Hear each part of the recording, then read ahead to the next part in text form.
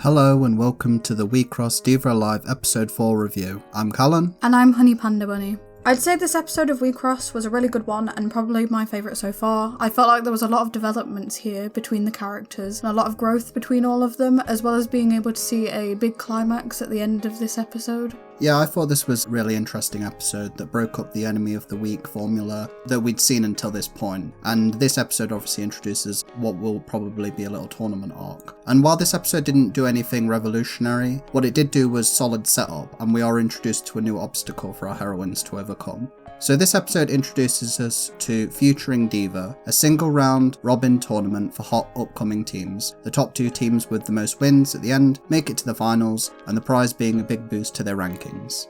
It was really good being able to see them be teammates and all seem a little bit closer in this as well. They all seemed really close when they were sitting together at the beginning. It was really nice to see that them getting to the big leagues, though I do wish that we did get to see more of their friendship develop, however, but I'll take what I can get.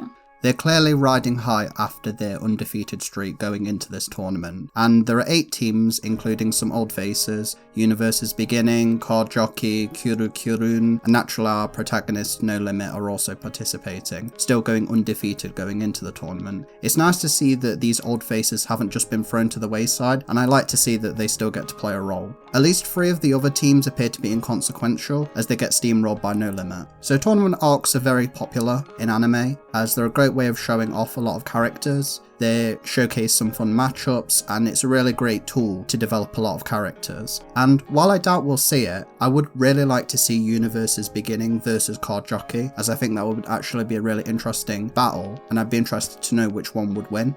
It's also really nice in this episode to see how our main characters manage to integrate with each other as well as other characters. We've seen that Tamago's team has also gotten closer as well, her developing over time also, but we also see No Limit and how Rei and Akino have also gotten closer as well. So it's clear that time has passed as well to get to this point. So in this episode, we get introduced to something called Diva Time, which is something that we didn't see in the episode, but it appears to be a song and dance performance after a win to thank the selectors, and it's considered integral to gaining a large amounts of SP. And as you said, that they were talking about this, and while Hirana is very gung-ho for performing, the other 2 are a bit more hesitant. Rei feels it isn't necessarily needed, although she has been practicing for it if it is required of her, while Akino is much more distraught, and her discomfort forms the crux of this episode. Yeah, it was also really nice to see Rei kind of stand up for Akino and be like, oh well, we don't need to do Diva Time, but also take Hirana's idea into consideration as well. The idea of putting on these shows is really fun, but I'm also surprised that if it was such a big portion, why we've not seen it before. But I suppose we'll go into that deeper into the next episode. I suppose that you could go in the earlier episodes, they were still fairly new and not very well known, but now that they're upcoming, this is why they're getting chosen for this tournament. And going off of what you said, Rei is actually, I found, really mature here, and it makes her really likeable as she explains the importance of Diva Time, but she doesn't want to force it on Akino, and she offers her support, especially when she starts crying.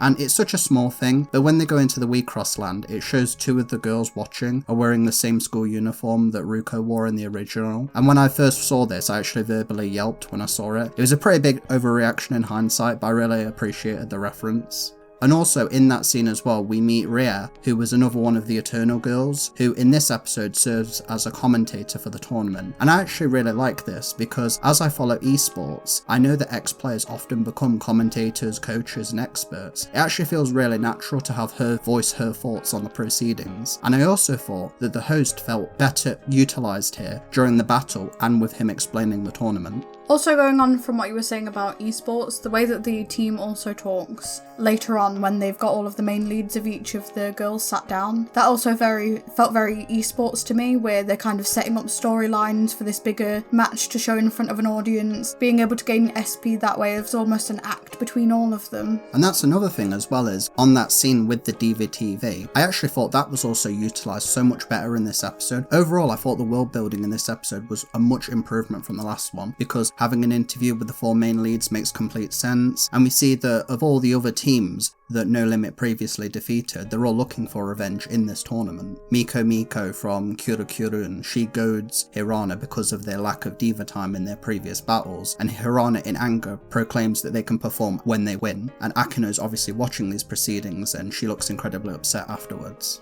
We do see Hirana get a little bit ahead of herself here, and she's always been a little bit over-energetic, but I couldn't help but feel bad for Akino. Granted, Hirana didn't mean to do this, and she did make it clear, Akino did on her side. We do also get Hirana obviously apologise, but I don't feel as if Akino should feel bad necessarily here. And then obviously we move into her backstory, which I think would give anyone a bit of a spook when that happens. Yes, so we learn that she loves dancing, but an accident during a performance caused not only the audience to laugh at her, but her group as well, which then caused all of them to cry. And so naturally she feels very responsible for this, and this has emotionally scarred her, and this is what causes her stage fright, which had been alluded to in previous episodes. Hirana realises her mistake and she feels incredibly guilty. Akino runs away, and neither can muster the courage to confront each other about this. Hopefully Akino realises that she's got good friends to back her up, and also this Akino that is being perceived in the Wixoss world is not her. It is an idea that she can create to be completely different, almost wear it as if it was a mask, and hopefully that can kind of almost be taken up on as well. Something I really like as well is, in this episode, Rei attempts to bridge the gap between them. It's in this scene that she reaches out to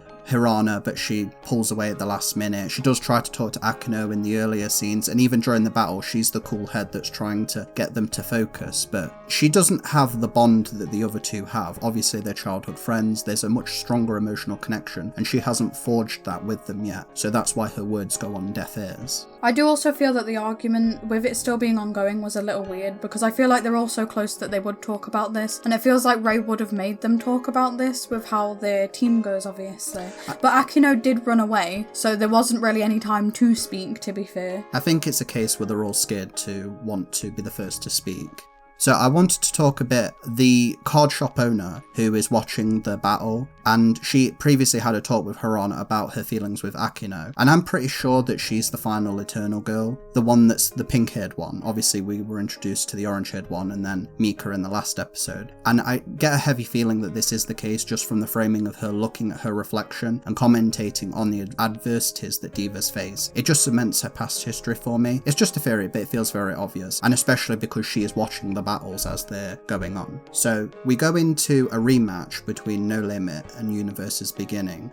Hirana and Akino going into the battle are incredibly unfocused, and for the first time I think it adds a lot of weight to the battles, because I think it adds a lot of weight to the battles that the previous ones have been missing. The battle is actually much shorter here compared to the previous ones, but I feel it's much more effective with its time, maybe because of the emotions, but this battle also feels much easier to follow.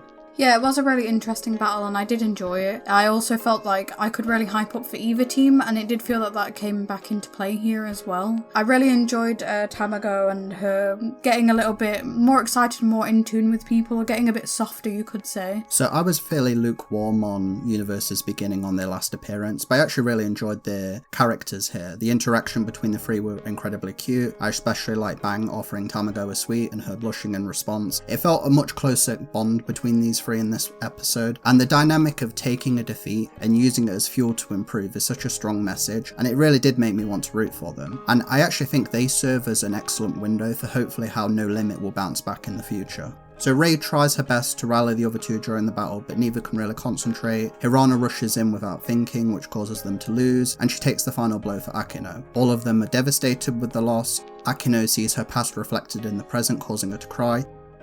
And I really appreciate that Hirana's hot-headedness backfires in this episode, rising to Miko's bait and recklessly rushing in against Universe's Beginning. While her attitude allows her to push forward with no limits, it can also come at a cost, as seen in this episode. This feels like an actual character flaw that she can work on in the next upcoming episodes, tempering her passions and seeing that the others are around her before jumping. It feels that by the end of the episode, all three of them will be getting some attention in terms of development, which can only be good long term for the series.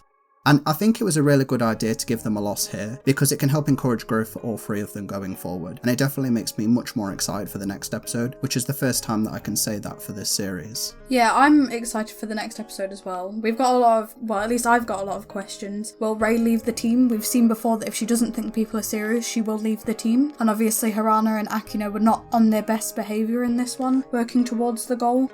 We also know that Hirana doesn't take losing very well, as it had been alluded to in the previous episodes, and we see that she's incredibly upset with the loss at the end. We're going to see whether Akino is going to give up, because she did say that she never really wanted to be a diva to begin with. So we're going to see if she's going to ride or die here. And then as you said with Harana, how is she going to take it? Will she take it better because she realised that her friend is more important than a loss? Or is she going to take it really bad because she hates losing? So overall, I thought this was actually a really pretty decent episode, with improved world building, good setup for character arcs going forward, and a tournament that makes the upcoming matches really exciting. So thumbs up for this episode for me. Yeah, me too. Thank you very much for listening. Thank you. Until next time. Bye bye.